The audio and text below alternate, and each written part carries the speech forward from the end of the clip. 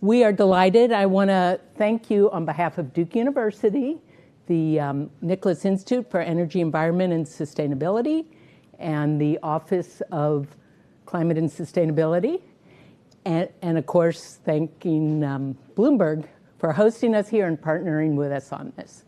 So we are so lucky today to have four excellent speakers who are deeply involved in debt for nature swap. And before I begin, I want to just give a little background on how we got to where we are.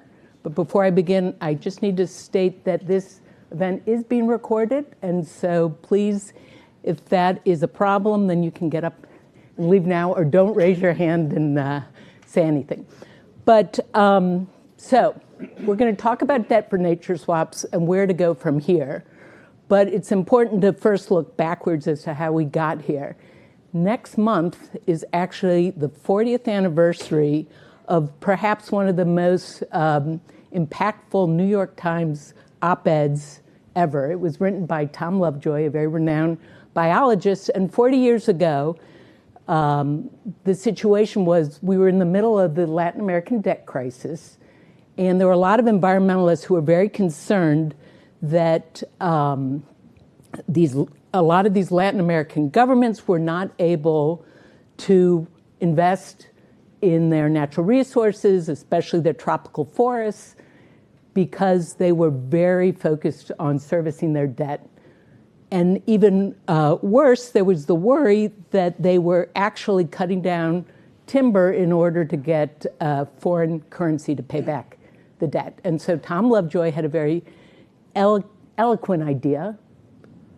The debt on their secondary market was already reduced. Conservation organizations could purchase it and then exchange it with a debtor country with a commitment for them to, in some way, invest in their tropical forests. And so this idea really took off. Conservation International did the first debt for nature swap in Bolivia. And there were loads and loads of these, not only in Latin America, but pretty much around the world. And over time, they morphed, so it wasn't just conservation organizations, but governments, the US, multilateral development banks who engaged in these debt for nature swaps. But over time, they've sort of diminished, and they never stopped, but they definitely reduced in size. And part of it was because the initial debt crisis was abated. And also there were other instruments that came up. But also part of the reason why they really fell out of favor was they had some fundamental problems, and the impact wasn't vast. One of the problems was that from a conservation perspective, they tended to be very focused. And while they might, say, set aside a new national park, they weren't necessarily addressing root causes. So perhaps deforestation might just go down outside of the park. And they also weren't being monitored. So it was, for the most part, unclear whether there really were any large biodiversity impacts.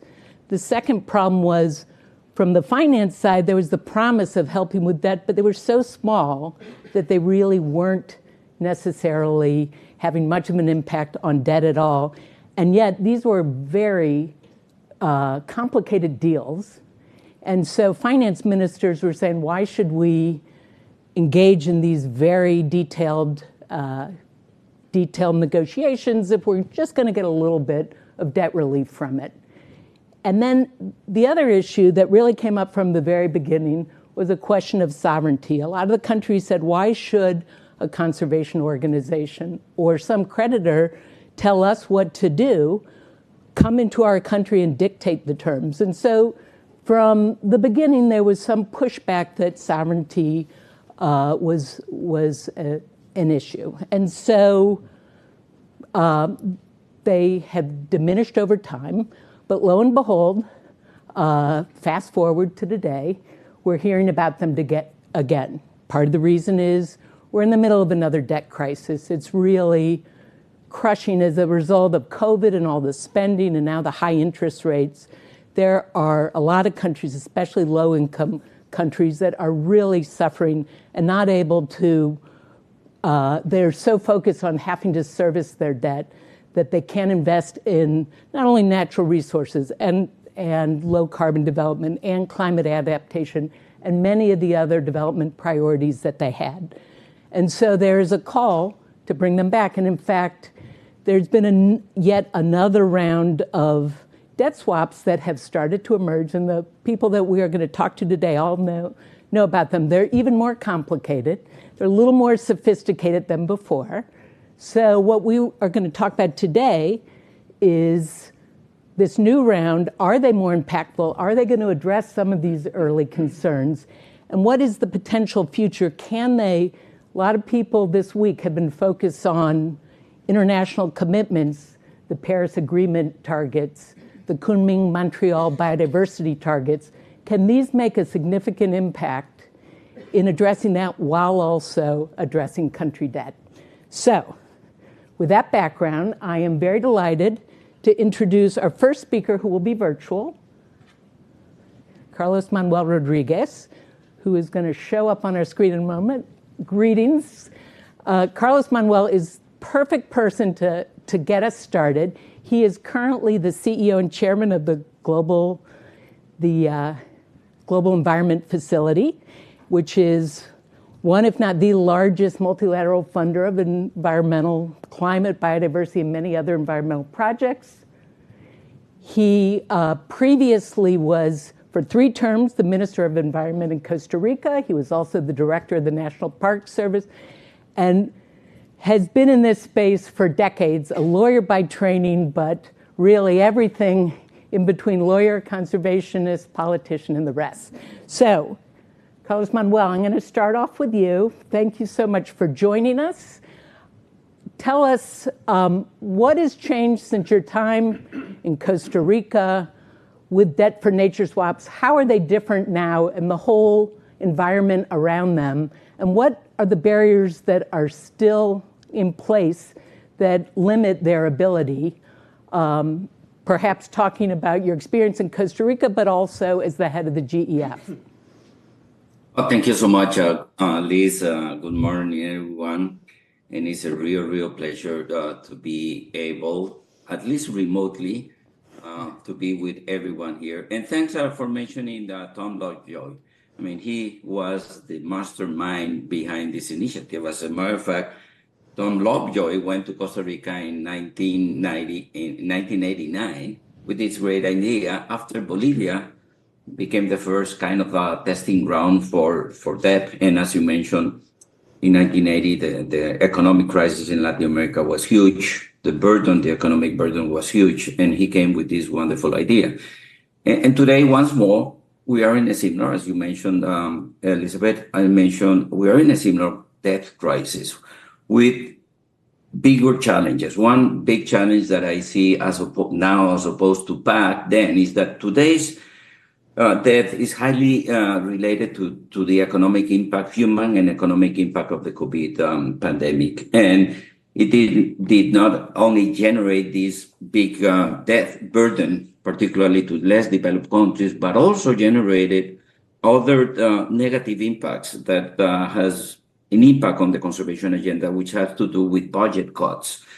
After the pandemic, as an average, ministries of environment had budget cuts in between 20 to 30% of what was their previous budget before the pandemic. So we got these two side kind of challenges associated today. But just let me begin by going very quickly on the key elements of a debt swap, because the debt swap has the idea of reducing the country's debt in exchange for conservation efforts. And the elements of the debt swap includes, just you mentioned, the creditor and the debtors, which are typically developing countries that are experiencing financial difficulties. Also conservation organizations that can be international or local organizations that buy back the debt and implement the swaps. Then the proceeds from the swap are used to fund conservation projects in the debtor country.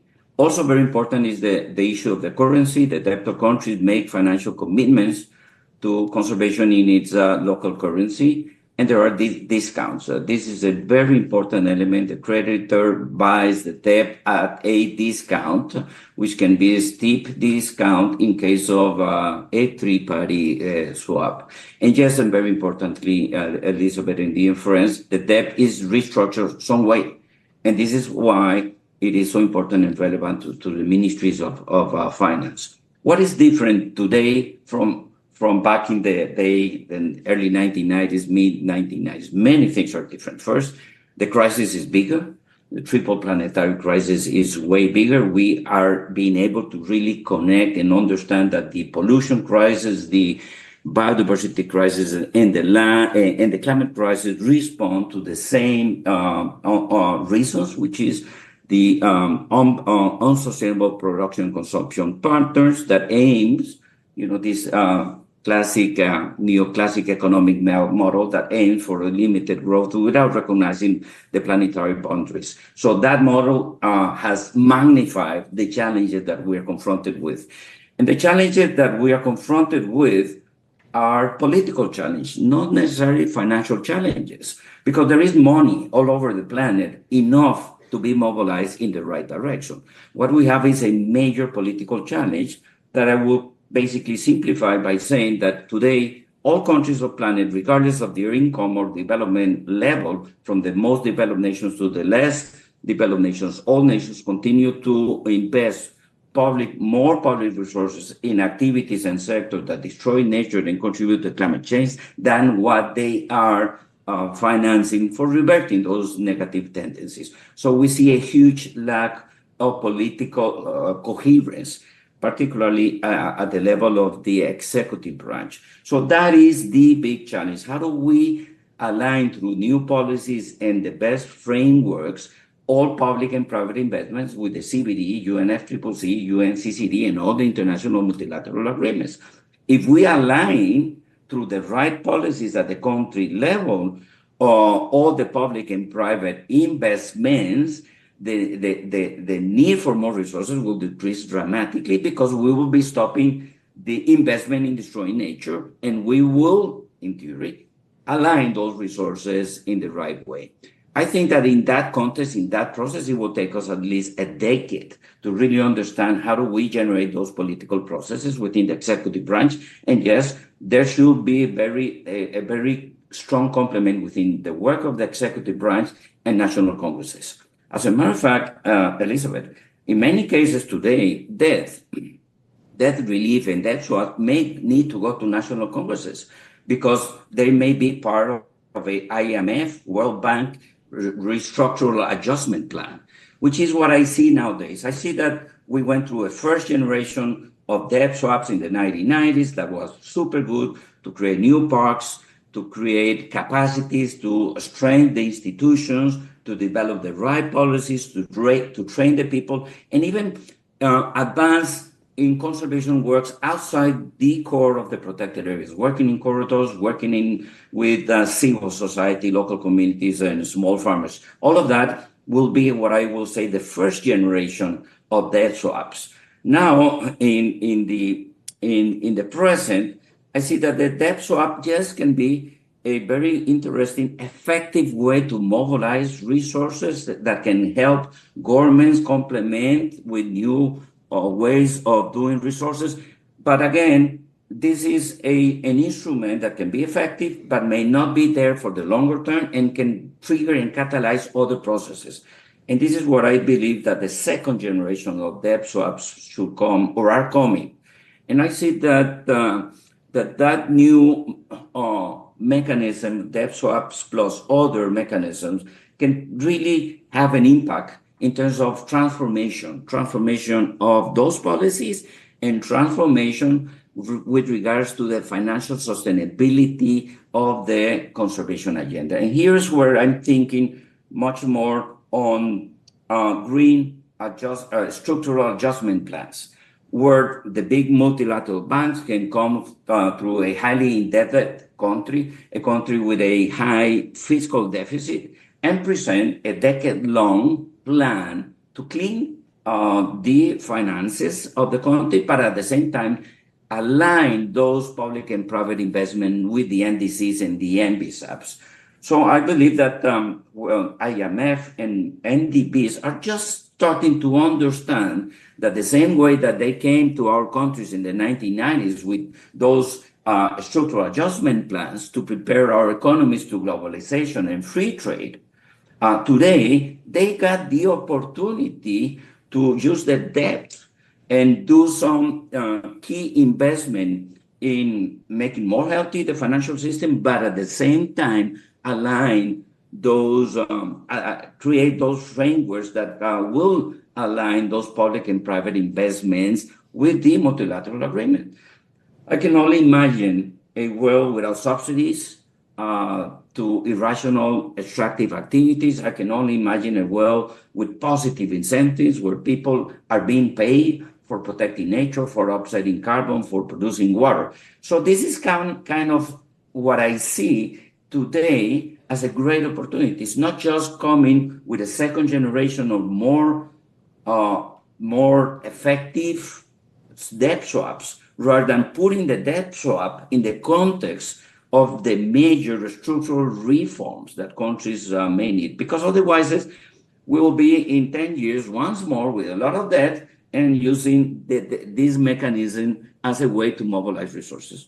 My final point here, dear friends, is that we need to look at this opportunity of scaling up debt for nature swaps to tackle not just debt, but also the financial needs of climate and biodiversity in the context of Target 19 of the Kunming-Montreal Global Biodiversity Framework that says that by 2030, all countries should mobilize from all sources $200 billion so we can be on track, not just for the 30%, protecting 30% of the land and of the ocean, restoring 30% of the degraded landscapes, but also heavily invest so all productive activities can be aligned with the conservation objectives.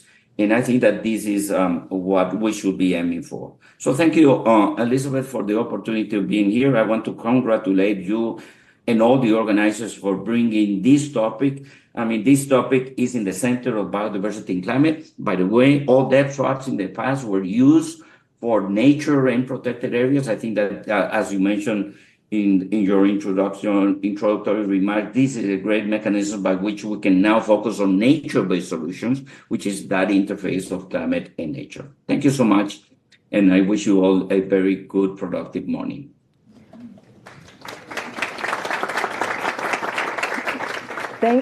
Thank you so much, Carlos Manuel. You definitely have scaled us to the level of the Holy Grail, how we bring these together. So that's fodder for the rest of our conversation. And on that note, I'd like to introduce 3 new panelists to join the discussion. Please come on up. I will introduce them very briefly, and there are links to all of them in the materials you received. We are so fortunate to have 3 people who are in the middle of trying to really structure this current generation. Briefly, Kevin Bender is at the Nature Conservancy, and he is the director of Greening Sovereign Debt, has a long history in working at World Bank, IFC, and private investing. Next to him is Dana Barsky. Dana is currently at Standard Chartered Bank, and her position is Global Head of Sustainability Strategy and Net Zero, and also is deeply involved from the private side. We're going to hear more about what she's doing, but was previously doing similar work with Credit Suisse and various others. And then at the end of the bench there is Anmol Vanamali, who is at the U.S.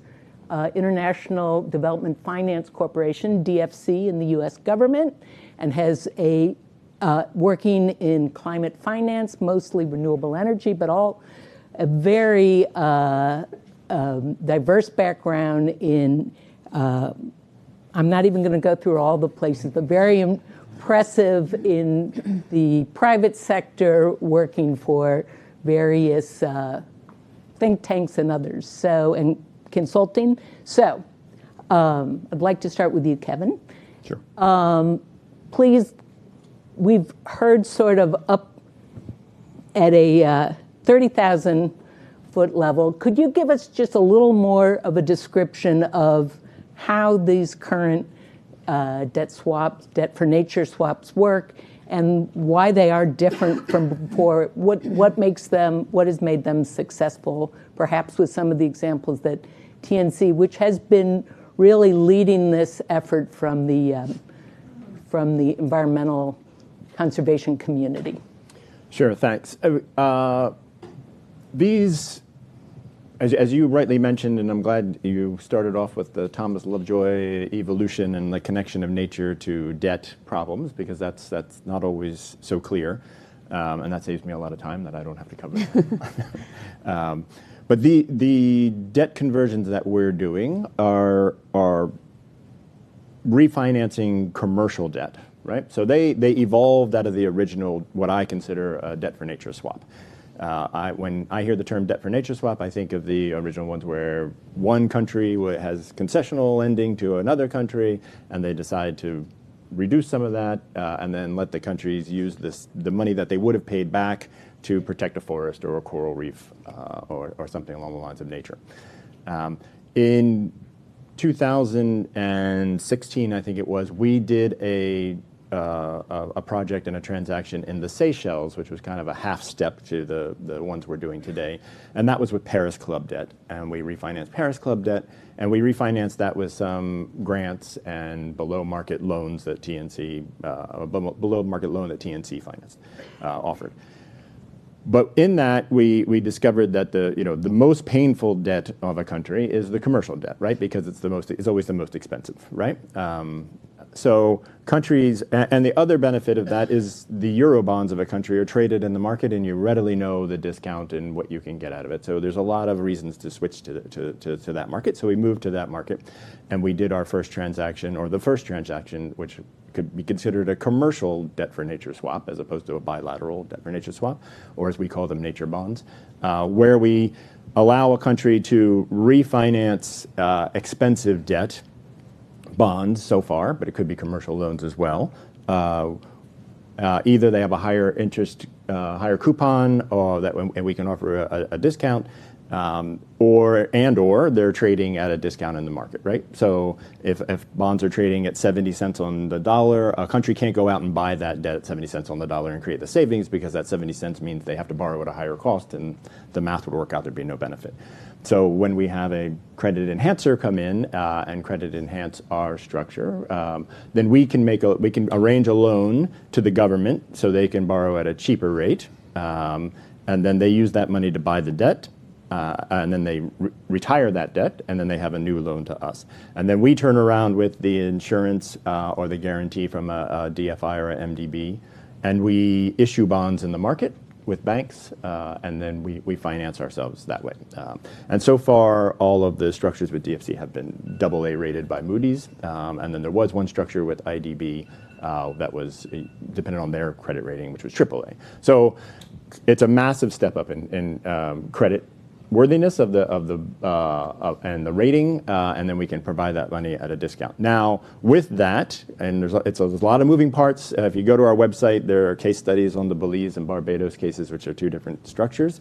But what's key to think about is that with those loan agreements, there are conservation commitments that the governments have to uphold. They make and uphold, and we work with the governments to help them achieve their commitment from the biodiversity framework, global biodiversity framework, in getting to 30% protection. So far, it's only been in the ocean, but we are looking at terrestrial and climate and freshwater as well. So the last thing to think about is that there is, if the government, those milestones, those commitments, KPIs as we would call them in other structures, are time-bound, and they have to meet those.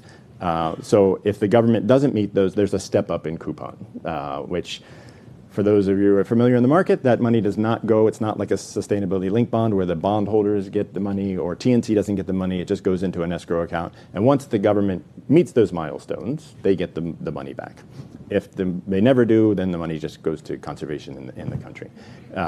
So the thing to think about is what that does is that really helps the government focus on the commitments they're making, right? Because then the Ministry of Finance realizes that the Ministry of Environment and all the other ministries and all the other players have to get together and agree on commitments that they can reach and that they will reach, right? So they don't. The Ministry of Finance gets very interested at that point in ensuring that these are doable commitments. I think I may stop there because we don't want to go down a rabbit hole of. But like I said, you can check out the case studies because there are about 10 pages of information on these structures. So, Anmol, Kevin just laid out how it works. He mentioned DFC, where you work several times. What exactly is the role that DFC is playing? And more broadly, why is the United States involved in this, and why this instead of something else? Sure. Can you all hear me? Great, excellent. Our role in these transactions has been through the use of a really powerful tool called the political risk insurance mechanisms that we have. And broadly speaking, it can cover a variety of situations like expropriation of assets, political violence, etc. In these particular transactions, what we cover is an arbitration award default. So this political risk coverage is provided to the private lender that Kevin was mentioning that issues the notes that are used to then refinance. And it's a really powerful tool because like Kevin mentioned, it allows for a much lower interest rate, which creates the fiscal space and the savings, which can then be deployed towards the conservation commitments. From our point of view, we've used this tool in challenging conditions, like when the European reconstruction was undergoing under the Marshall Plan. This, on an inflation-adjusted basis, we deployed about $170 billion of political risk insurance, which, as we know, really helps bring those economies out of a post-war situation. And we find that a similar application is also useful in hard-to-finance sectors like biodiversity, climate, and perhaps others like migration, etc. So from our point of view, it's a very efficient use of a powerful tool because ultimately we are covering a very specific risk which can be quantified and our exposure is well understood. And if you do the analysis, the amount of finance we mobilize for the amount of US taxpayer money we put at risk is tremendous. The leverage is really worth it. So I'll stop there for now. Well, on the political risk insurance, just to help us understand how it works, I know one of the recent swaps was in Gabon, and it was, as soon as it was signed, within 2 weeks there was a coup in the government, and I believe DFC had political risk insurance. So how did that work? What happened when there was a coup and you had just agreed to this major deal? What happens then? As I understand, so because of the process that Kevin mentioned, the interministerial coordination that's required, the buy-in at the highest levels, in spite of the coup, I believe there was a recognition, even with the incoming, administration, whatever you want to call it, that this is a commitment they signed on to, and there would be repercussions if they were to roll back on the commitment. So, as I understand, the transaction went through, and the government is following through with the commitment. So, I think the tool itself, does what it does, but I think the process by which countries engage creates a level of buy-in that apparently has survived the coup. So I think that's a good news. It's impressive. Dana, so one of the things that I often hear when talking about this is people who are not in the finance world will say, well, why would a company that has this debt be willing to take less money, why is the private sector engaged in this? What's the role of the private sector? I mean, Kevin said this is working on commercial debt, but from the outside world, it seems like these companies that hold these loans are not getting their money back. So explain to us why the private sector has become involved. Okay, great. Well, I think, as Kevin said, these have to make commercial sense. And the way that they make commercial sense is from credit enhancements like the DFC.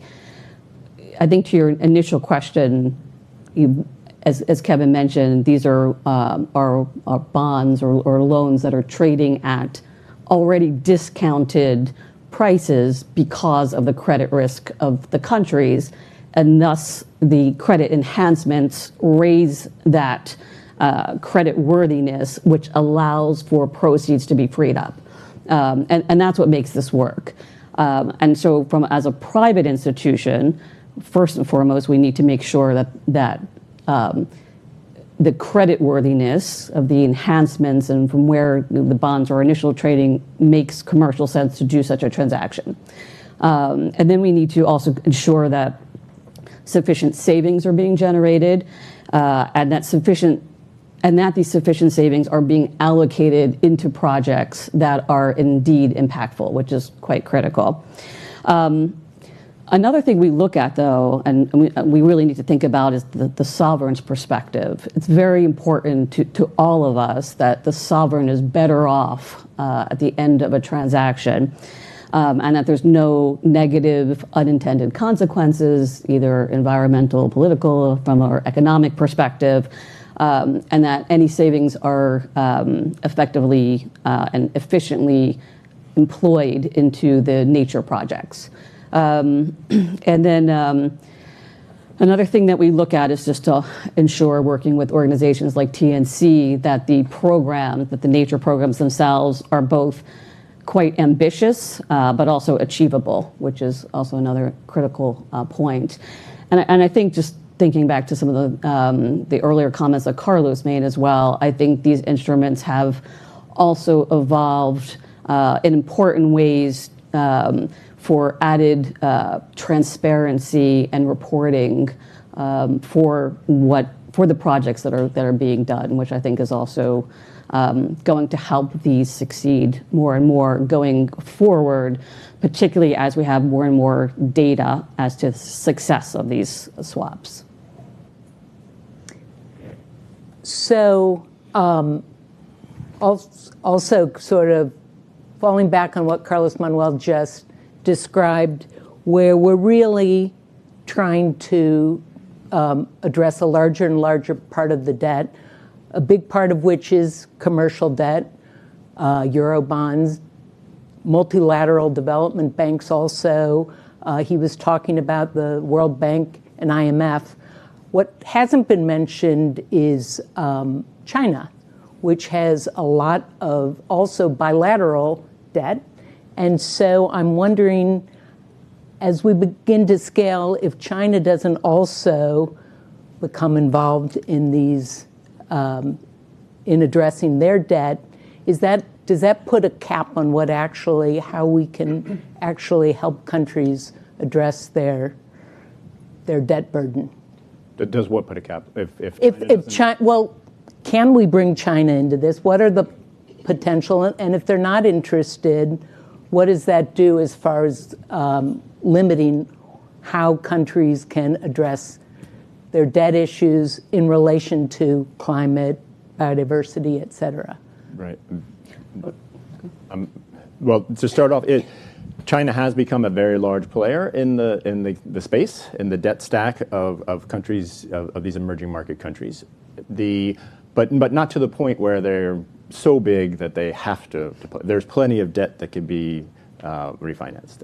So it would be great if China were to come in, because that is such a big component of the debt stack. But China it's very complicated when you have Chinese debt, because China has debt that could be a old school debt for nature swap, the bilateral, or they have a commercial term debt, so it could be like the new one. But there's plenty of space if China were interested to come into to this game. Yes, that would be a big addition to the market. I agree. I would say, to me, getting to some of the questions on scaling, I don't think the China equation is really key here, frankly. I think it's much more how do we have more and more institutions like DFC work on swaps from a credit enhancement perspective. Either MDBs or other players could also come in through the philanthropic players, for instance, but unlocking that credit enhancement, I think, is really the key to scaling this market. Anmol, did you want to? No, to echo what Dana said, there are some, I guess, sensitivities for us getting involved in Chinese transactions, but that doesn't mean it has to be us, right?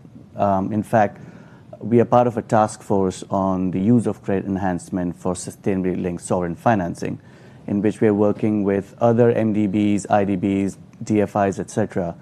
RDBs, regional development banks, so that there's a harmonization and a better understanding of how different institutions can use similar capabilities to act as credit enhancers. So I think whenever that situation needs to be resolved, there could be other players that could join the fight as well.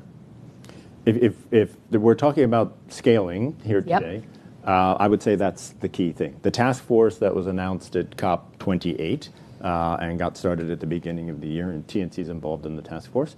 Anmol's exactly right. These take a lot of credit enhancement, right? So we can't just have one major player, and so it's IDB and DFC that have been doing it, and they're co-chairing this task force and sharing that information. And the Green Climate Fund is involved, GEF is on the task force, but all of the major regional MDBs and a few DFIs are on that task force. So that will not only increase the players, the goal of that is not only to increase the players who are providing the credit enhancement, but increase the efficiency of the structures with collaboration. So that task force is a very big step in scaling these products and projects. Just one more question on sort of the financing piece. The Nature Conservancy has been really, I think, very fundamental to this latest round, not just on the conservation side, but on the financing side. Does one need an organization like TNC, or could say the U.S. government, not just DFC, but some of the other agencies? Are there room for other players, or is there fundamentally a role for conservation or maybe philanthropies to play that financing, that piece in the financing space? And maybe we'll... Well, I'll kick it off. Sure. I think having a player such as TNC, an NGO with global credibility, is important in these transactions. Now, I'm not saying it has to be TNC, but I do think to have these be successful, you need to have assurance that the projects are going to be well managed, that the conservation efforts are thoughtful. And trust me, the conservation agreements are very complicated and very complex. And the more and more experience that you could have in structuring these is extremely helpful. Being any kind, frankly, of debt for sustainability swap. Now, the role of a DFC or a credit enhancer, I think, is very different. They're not managing the projects in the field. Really, where I applaud DFC and MDBs generally are trying to be role models here of early swaps, such that others can come into the market, because the reality is MDBs do have limited capital, and there are a lot of constraints or competing demands on that capital. And so, I really commend this effort to crowd in other MDBs and other institutions. But as far as the management of the projects themselves, that should be separated from the guarantors. Yeah, I would say, this is a highly structured finance solution, but for us, the conversation starts with what is actually being done with the money, with the use of proceeds. And for us, understanding that there is a solid project sponsor on that that has the required amount of buy-in, expertise, and ability to manage funds is really important. The financial aspect will take care of itself because of the commercial nature of the transaction. But for us, all of that would not make sense if we didn't have a credible project implementer on the ground. And so for us, it starts with that. So I think their role is probably the most important because it's also a lot of herding of cats to get to the point of finishing this transaction, as Kevin can attest to. And like Dana said, our role is very specific. Although it's important, we are a tiny part of the overall equation. And so we are happy to get some of the glory, but really the bulk of the work is done by the project sponsor, and the governments then have to actually implement it over the next 20, 30 years. Yeah, if I could, two things. The Nature Conservancy, we invented this structure, right? We built it from scratch, and we spent many, many years doing it, and many, many years with DFC and Credit Suisse, to get to where we are. It's still a very new product, right? But TNC plays two roles. We wear a lot of hats in these things, and we can make it more efficient, but we're on our fourth deal, and the market is growing. We just need a little bit of time. But TNC, having a TNC on the conservation side is key, because the credit enhancement providers need to know that what they're doing, what is being done on the ground with these projects is being done properly, right? So you need a sophisticated biodiversity specialist in there. Doesn't have to be TNC, but you definitely need that. And then on the investor side, they need to know as well that we're going to achieve something here, and it's not just going to evaporate and go away. And then that also has to be reported on a regular basis to the market and to the credit enhancement providers. So TNC does that. We work with the governments to ensure that their commitments are actually best, to get them to their 30% commitment and done in the right way. We work with the Ministries of Environment on that. We do play a large role in the reporting mechanism. The government, if you look at Belize has come out with, they've been around long enough. That was the first commercial transaction. They've been around long enough to have reports that have come out. So TNC does our own report for really the investors and the credit enhancement providers and our universe. That's on our website. And then the government of Belize does their own. And you can take a look at those because there's actually progress being made now. It's long enough and they're very interesting. The third part is, and there are other parts with the Conservation Trust Fund and the like, but the third part is that TNC has gone out to hire people like me, ex-investment bankers, and there's not a whole lot of ex-investment bankers and world bankers working at conservation NGOs, but we've built a whole team to play that role. So we do arrange kind of the bigger picture, are actively involved in the legal documents with the banks and the legal documents with the country, and the legal documents with the credit enhancement providers. Maybe there's a way to shift that out more, so we don't need that. But there is, and I think it was announced this week, there's a consortium of NGOs, global NGOs with TNC. I hate to mention a few because I'm going to skip somebody, but WWF, Conservation International, Pew, that announced that we'll all be working together, right? TNC is happy to share our knowledge with these others, and Pew has worked on the deal in Galapagos with DFC, and Credit Suisse, I think, right? So that consortium is set up and working together, and that will avoid kind of a competition in this market. This isn't a private sector dividend-driven world, and avoid a race to the bottom on quality of commitments.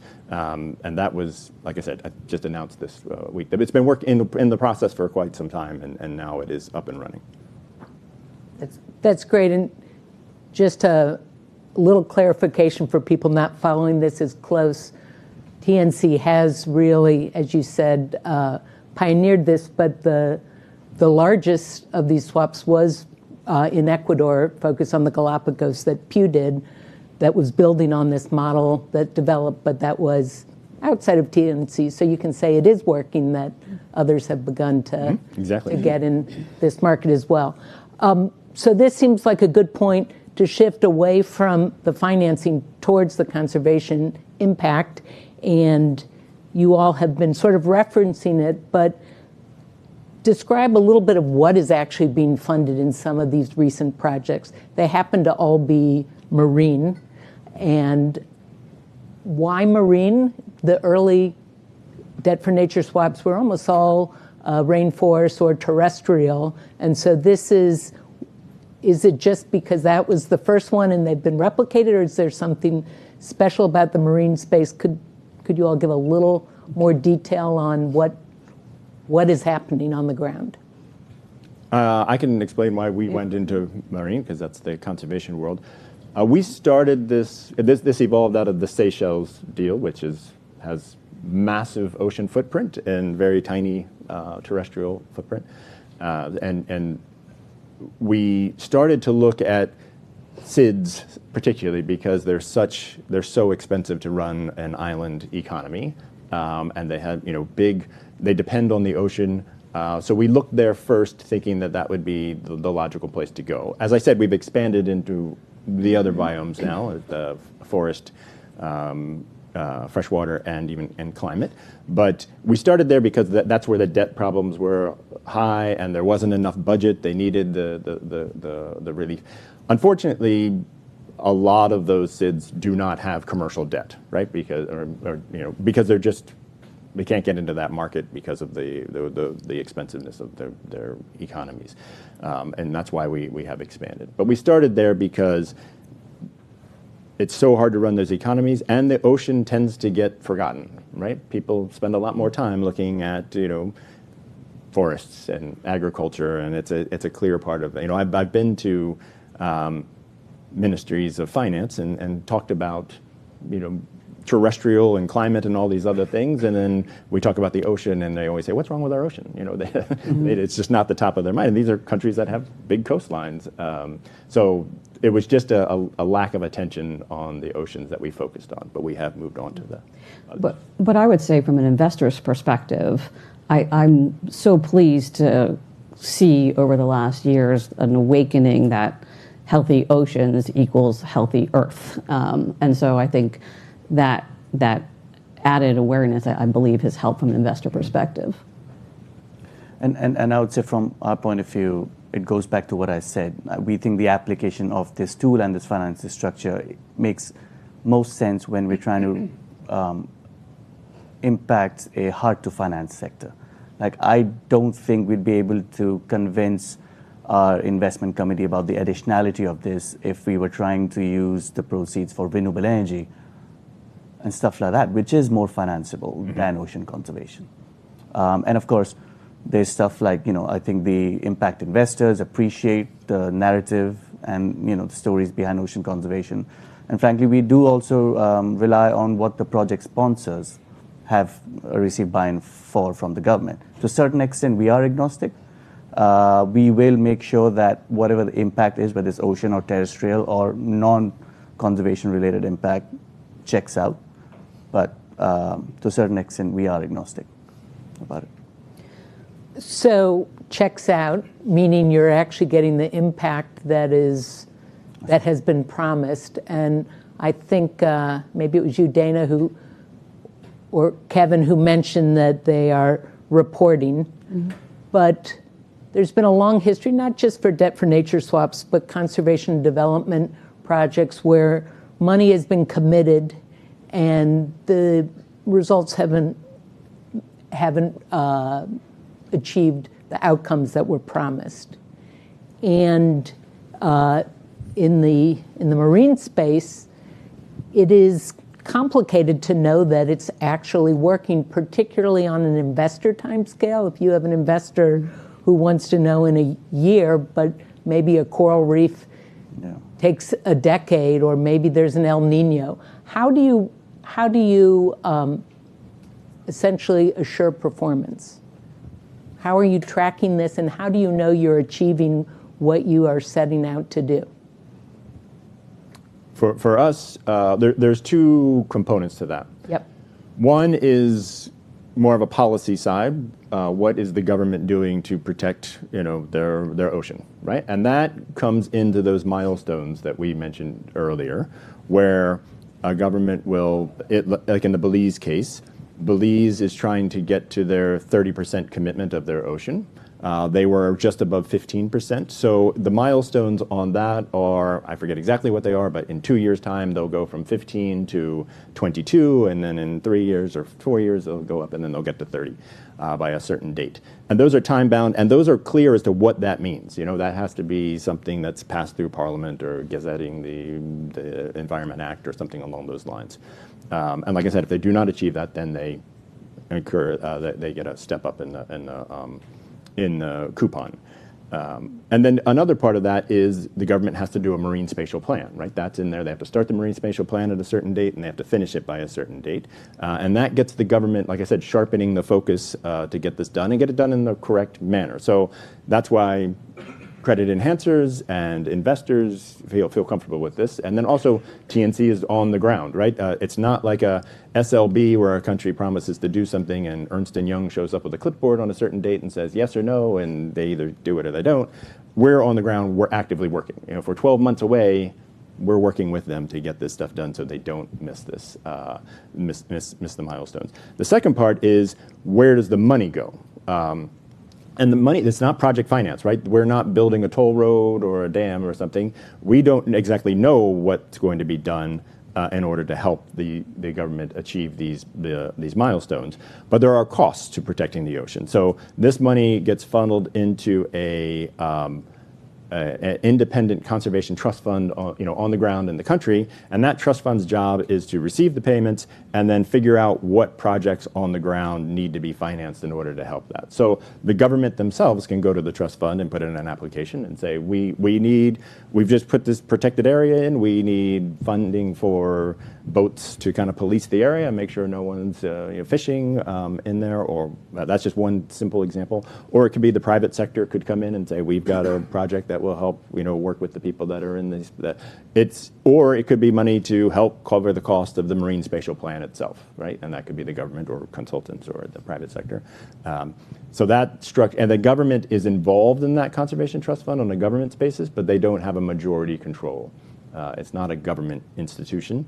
And then the private sector sits on there. TNC has a seat on the board usually. And then, for instance, in Belize, I think the government has 4 seats out of 9. And in Gabon, I think the government has 2 seats out of 9. But there's definitely involvement.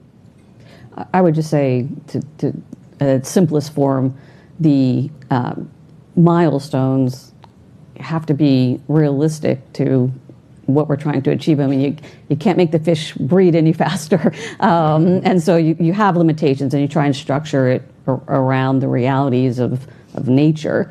But I think also, to your point, Elizabeth, are we meeting those targets? Personally, I hope that we're always ambitious when we structure these, because I'd rather be ambitious and have challenges than set it at something that's easily achievable. And so I like the ambitiousness of these programs. And I think for us, there are a few elements that give us comfort, all right, and give us the legs to stand on when we present the case internally that this is a project worth being involved in. One starts with our due diligence of the project that's being, proposed. That involves field trips, liaising with our field missions, because in most of these countries we have USAID or some other, other entities of the U.S. government. We speak with other conservation agencies just to make sure that what's being proposed is additional, is impactful, and goes beyond what the government would have done anyway. The other thing that gives us comfort is when there are clear commitments that the government signs on to. I think in the case of Galapagos, the government actually had to go through a legislative process to approve the project plan or something of that sort. So that gives us comfort that they'll be followed through. As Kevin was saying, the governance of the Conservation Trust Fund is important to us to make sure there's independent voices, expert voices that'll help with the management of the funds. And finally, there's the ongoing monitoring and verification that's just a part of every investment that we make. All of those together, I think, help us get comfortable.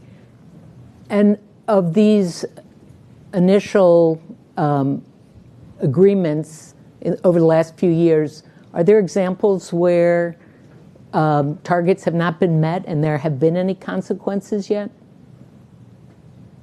Not that I'm aware of. No. No. Okay. There are targets that have been met. Yep. So you can look at the Belize report, but I don't know of any that have not been met yet. But a lot of them are down the line. Yeah. But if that were to happen, that shouldn't be a reason for stopping, right? We want this ambitiousness. We want this to scale. So I caution that thinking, frankly. Yeah. And I'd love to go on those field trips. I want to discuss one more topic, and then we're going to sort of wrap up because we are getting close to time. So the issue of sovereignty, which really has been an issue from the very beginning, some deals more than others.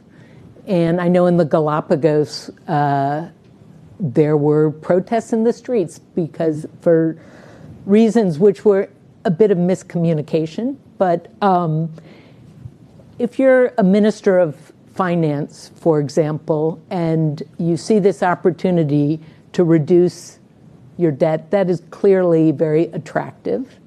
But maybe a marine spatial plan is not your country's highest priority. Maybe it has to do with energy access or something else. I know how the Nature Conservancy is going to think about this, but I'm wondering but of course still happy to hear what Kevin has to say. But how should we be thinking about this? This model, as Anmol has just said, could be used for many things. It's not just for marine conservation or even just biodiversity or climate. It could be food security. It could be. So how do we juggle this need for a country to decide their priorities versus essentially the creditors who really are owed this money back and have a certain amount of leverage, or the market can push in a certain direction? How do you balance those? Go for it. Look, I think the country absolutely should be deciding what's important to them and their constituency. So they do. I think a lot of the ones that have been done around oceans is also because oceans are and should be a priority in that country. But look, they absolutely maintain their decision making in this. I think Kevin mentioned some of the kind of board seats that have been structured around conservation. But look, they do need to understand, and they do need to think about what's right for them. But I think, also these structures work for situations where you don't have the natural cash flows, as was mentioned. And so you couldn't say it's to, build out an electrification of vehicle for the country. So they need to fit, because in that case, the credit enhancements wouldn't come, right? We would structure in a different way to do a different type of financing where we would be, looking to those cash flows to repay the debt. So this is a structure that is very suited to nature and to other priorities where you don't necessarily have those cash flows. And I'll make it clear, I'd be interested to hear what you think I'm going to say before I say it, but at the same time, I'll just jump into it. We don't come in and we have no power to force anybody to do anything. The only thing we're doing is helping governments achieve the commitment they made in the global biodiversity framework. And we say, if you really wanted to do that, we have a clever way to do it, because we know that every single government we talk to is saying, we would love to have more budget to put into nature, but and quite frankly, the next part of that answer is, but we're spending a lot of it on education and infrastructure and all these other things. So it helps them, it does come up with a new way for them to finance the budget that they want, that the budget they don't have. But it's always us assisting them to achieve their the commitments and the goals they want to do. But we bring in a level of expertise that helps them think through that and do it correctly, and a steady stream of cash flow that is it just comes out of the savings, right? We are not increasing their debt or their debt burden, and we have a way to arrange that, and we've come up with this clever system. So I see it as a win-win for the government, and the governments we work with seem to think it's a win. And decrease the debt, actually. In some cases, Yeah. yes. Anmol, did you want to? No, I would say eventually I think it has to be a meeting of the minds, right? The freed up fiscal space is a public resource for the government, and they get to decide how to deploy public resources like they do with anything, in an annual budget or whatever it is. But they get the credit enhancement if we are convinced that the deployment of public resource in this manner is additional and cannot necessarily be financed through other means. And which is why I think the use of debt conversions for nature makes so much sense. That's a very good point, though, because there is often, there doesn't have to be, in theory, you could do a transaction that solely all the benefit of the funding and the savings goes into nature, but I'm not sure we've done that yet. There are other benefits. And some of it is just shared savings, right? Some of that money, they get the savings, and therefore that is more budget for them because they were paying out more in coupon. And that's similar to the original old school debt for nature swaps. It wasn't all, you put all the money in, there was some debt forgiveness component. Okay. We're going to need to wrap up. We could keep talking for another hour, but just a final comment from each of you. Carlos Manuel set the stage initially talking about really how can we scale this to the level of we're talking about essentially restructuring economies, addressing debt, greening structural adjustment, but at least with these different nature bonds, debt for nature swaps, how can we scale? How can we continue to spread this model? I think you all have had several comments along the way, but if you want to just have any final comments on this going forward, what should we be looking for? Well, I think there's a lot of it's underway, right? We have the task force on the credit enhancement, which should be a major multiplier. There is, I'll let you speak to this, but there seems to be no shortage of interest of banks ready to arrange this. And the investor base is growing. We're doing all we can to make the investor, they're complicated. We can make them simple, more simple, or simplify them a little bit as much as we can to get more investors. The more investors we have investing, the more we can squeeze the spread and the more money we can create out of each transaction for conservation. And then the consortium, the collaboration between the NGOs should also really roll this forward. Dana? No, look, I completely agree with Kevin. I mean, look, I really applaud both the TNC and the DFC for their leadership here. And I think that's really going to, sharing that knowledge is going to make a big difference in this market going forward. I'd also say Credit Suisse from Beyond the Grave. We can thank was very interactive. Standard Chartered. Standard Chartered people. There you go. Thank you. I think Kevin and Dana covered it all. I would say from our point of view, we are looking for new partnerships. We've had a great partnership with IDB, but IDB, of course, focused on Latin America. But we'd love to have similar partnerships with the African Development Bank or the Asian Development Bank in other parts of the world because there's tremendous need everywhere. And I know this topic is about scaling debt for nature swaps, the debt conversions, but we also want to realize that this is not a silver bullet, right? This is not a panacea for all the things that countries need to do for fiscal prudence and for recognizing the value of nature. So I think it's an important tool, and we're happy that it's created so much impact, but there's a lot of other things that can be done as well to reach the same outcomes eventually. And I think that brings us back to how Carlos Manuel started us off. So that is wonderful. Thank the three of you. Thank you, Carlos Manuel. This was wonderful discussion to be continued over coffee and pastries right out.